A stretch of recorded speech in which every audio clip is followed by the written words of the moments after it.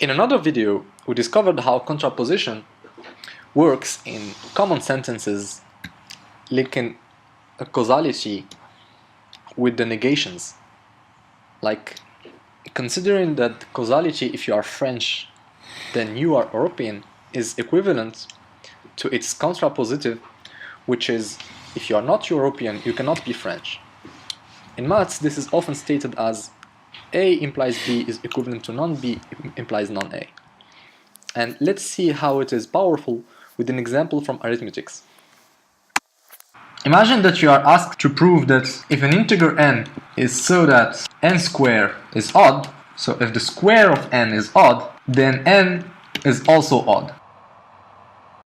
This is a typical case of a conditional statement, n square is odd implies n is odd, where the contraposition would be very easy to prove. So the contraposition being negation of the result, so n is even, implies n square is even. If you wanted to prove this in a direct way, the work would be very hard, because you would take n square so that n square is equal to 2 times k plus 1, and you want to prove that there is another k prime so that n is equal to 2k prime plus 1. This is very hard.